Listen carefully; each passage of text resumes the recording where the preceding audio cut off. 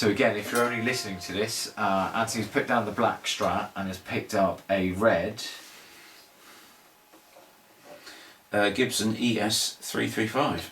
Nice. What was it? Like a hollow body. Yeah, semi-hollow. Semi-hollow. Yeah. Right. If anyone in America always says 335, but yeah. we in Britain say 335. I've no idea why, but a little quirk. Hey, but and same thing. And what are these holes here? This is, I mean, unlike the Fender, this is a genuine original vintage one. So this was 1963. This was made. Wow. And I've had this this year. I've had this 20 years actually.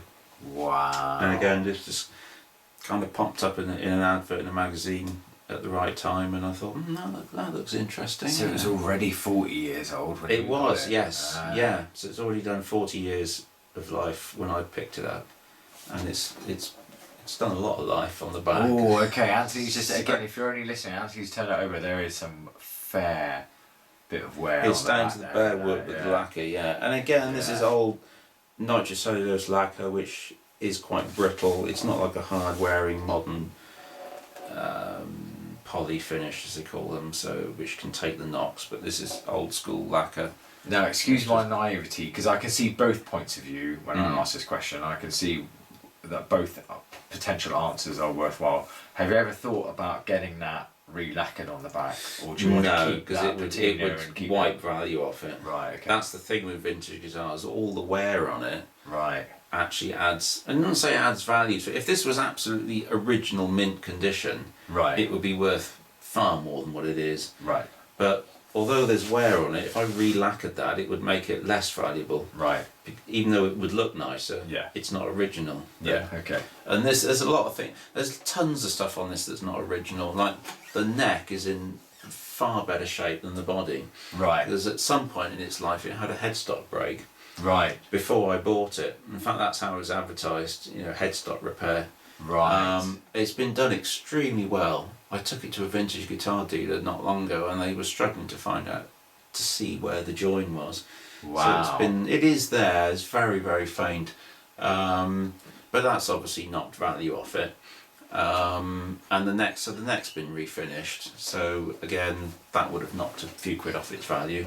But it's a perfectly playable guitar now. So it's certainly it's gone up in value since I bought it, even though it's in the state it's in and the various bits of repair that's gone on over the years. It's still it's got a decent value to it. Nowhere near like a top quality original, one in mint condition. But it's a working guitar. It's right. Yes. It's one to take out and play rather than. Because you brought that to the last jam last Friday, I brought it to a lot of jams. Yeah. It gets a lot of use, but it's a good one. And again, so in sort of juxtaposition to the Fender, you were talking about a much thicker, fuller sound out of the humbuckers with this. Yeah, definitely. Okay. Yeah. Right. And what have we got? We've got like just two selector positions, one or the other, or one or the other, or both. Right. Okay. Nice, yeah. Okay. Two tones and volume and tone for each pickup. Okay. Yeah. Volume and tone for each pickup. Yes. Right. So you can. That's the advantage over a Strat, is that you can balance the pickups. So you can have a higher output on the bridge pickup and a quieter one on the neck, and have it in that middle position. Yeah. And have it slightly biased towards the bridge pickup. Right. I or see. You can set one, have the neck pickup on for a bit of rhythm. Right. And then comes to a solo, flick it over to the lead one, the and bridge. You've got that volume a little bit higher, so it goes a little bit louder and a bit of a tone change, right? So that's an advantage of that. Nice, okay. Yeah, I've said this before. I was saying yesterday during an interview that for years, before I was playing at gigs live, not gigs, sorry, at the jams live, I'd watch live performances and wonder why guitarists were always dicking around with their volume knob. And I'd just be like, can't you just set that to where you want it and get on with it? And now, for the first time ever, I'm like, okay, now I get it. Actually, it's fine.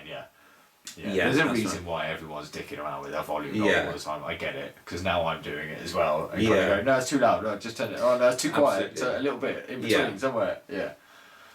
Exactly. Okay, nice. Yeah, and those two holes on the top, they call them snake bites.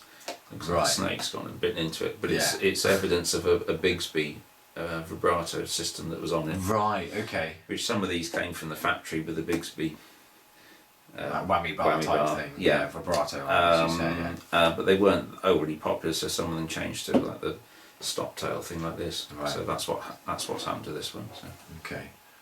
Yeah.